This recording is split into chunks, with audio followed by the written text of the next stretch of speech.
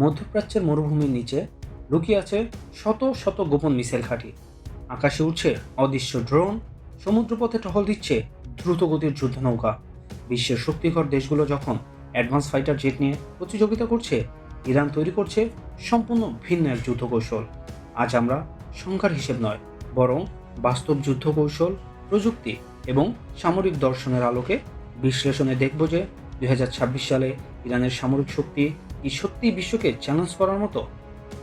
Global fire পাওয়ার ranking অনুযায়ী ইরানের অবস্থান 16তম। গ্রাউন্ড ফোর্সেস, যে কোনো দেশের সামরিক শক্তির প্রথম স্তম্ভ মানুষ। ইরানের অ্যাক্টিভ মিলিটারি পার্সোনাল প্রায় 6 লক্ষেরও বেশি, কিন্তু ইরানের সেনাবাহিনী দুই ভাগে বিভক্ত। একদিকে রেগুলার আর্মি আরটেস, যার সংখ্যা প্রায় 3,50,000। অন্যদিকে ইরানের ইসলামিক লিবারেশনের গার্ড কর্পস বা আইআরজিসি, যার সংখ্যা প্রায় 1,90,000। স্পেশাল ফোর্সেস প্লাস সাপোর্ট সংখ্যা প্রায় 70,000, আর রিজার্ভ ও বাজিস মিলিশিয়া মিলে সংখ্যা প্রায় 3 মিলিয়ন। কিন্তু সংখ্যা বড় কথা নয়, কৌশল এখানে মূল বিষয়। আইআরজিসি শুধু ইরানের সেনাবাহিনী নয়, এরা পরিচালনা করে missile operation, proxy coordination, special warfare, urban combat থেকে অ্যাসিমেট্রিক ওয়েলফেয়ার, যা এই বাহিনীকে তৈরি করেছে দীর্ঘমেয়াদী সংঘর্ষের জন্য। ইরানের গার্ড ইকুইপমেন্টে প্রথমেই রয়েছে 1600+ মেইন ব্যাটেল ট্যাঙ্ক, যার মধ্যে অন্তর্ভুক্ত আছে T-72 tank, Zulfiqar tank, Chieftain tank, যা সবগুলোই প্রথম সারির ব্যাটেল ট্যাঙ্ক। এবং রয়েছে আর্মড ফাইটিং ভেহিকেল, যার সংখ্যা প্রায় 6,500। আরও আছে 2800+ আর্টিলারি পিস। এই মানুষ এবং যন্ত্র একসাথে তৈরি করেছে ইরানের প্রথম প্রতিরক্ষা স্তম্ভ। এয়ারফোর্স, প্রথম নজরে ইরানের বিমান বাহিনী দুর্বল মনে হতে পারে, কারণ তাদের অনেক ফাইটার জেট এসেছে 1970 থেকে 80-র দশকে, যার মধ্যে আছে F-14 টমক্যাট। একসময় আমেরিকার গর্ব ছিল এটি, যার সংখ্যা 40টি। F-4 ফ্যান্টম রয়েছে 60টি। সোভিয়েত যুগের শক্তিশালী MiG-29 রয়েছে 30টি। Su-24 ডিপ স্ট্রাইক এয়ারক্রাফট আছে 30টি। মোট এয়ারক্রাফট আছে প্রায় 300+। কিন্তু ইরানের লক্ষ্য আকাশ দখল করা নয়, তাদের লক্ষ্য শত্রুকে আকাশ ব্যবহারে বাধা দেওয়া। এটাকে বলা হয় air Daniel strategy. Surface two air missile network এবং রাডার সিস্টেম দিয়ে তারা এনিমি এয়ারক্রাফটের জন্য আকাশকে বিপজ্জনক করে তোলে। দ্য মিসাইল এম্পায়ার, ইরানের আসল শক্তি আকাশে নয়, লুকিয়ে আছে পাহাড়ের নিচে।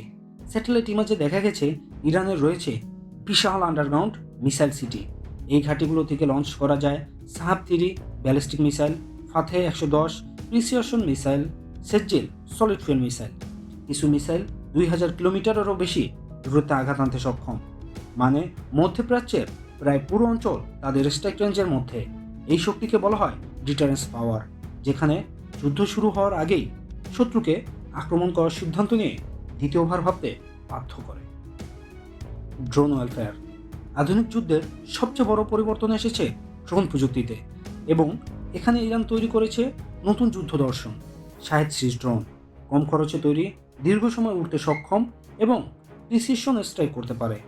সবচেয়ে ভয়ঙ্কর বিষয় হলো সম অ্যাটাক, একসাথে বহু ড্রোন আক্রমণ করে এয়ার ডিফেন্স সিস্টেম ওভারলোড করে দেয়।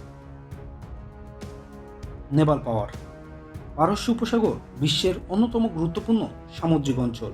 বিশ্বের 20% তেল পরিবহন হয় হরমুজ স্ট্রেট দিয়ে। এখানে ইরানের স্ট্র্যাটেজি সম্পূর্ণ আলাদা। তাদের IRIN অর্থাৎ রেগুলার নেভিতে ফ্রিগেটস আছে 60টি, করভেট রয়েছে 3টি, সাবমেরিন আছে 19টি। IRGC নেভিতেও ভিন্নভাবে আক্রমণের জন্য রয়েছে 300+ fast attack boats, antiship missile plus Naval mines.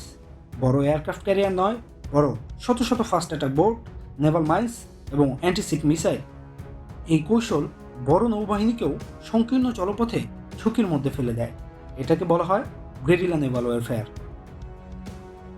Cyber and space capability, শুধু স্থল, আকাশ বা সমুদ্র নয়, ইরান ধীরে ধীরে সাইবার ওয়ারফেয়ার এবং স্যাটেলাইট টেকনোলজিতেও বিনিয়োগ বাড়াচ্ছে। নিজস্ব স্যাটেলাইট লঞ্চ ক্যাপাবিলিটি তাদের সার্ভেইলেন্স অ্যান্ড কমিউনিকেশন শক্তি বৃদ্ধি করছে। আধুনিক যুদ্ধে তথ্যই সবচেয়ে বড় অস্ত্র, এবং এই চিন্তা করেই আগাচ্ছে ইরান।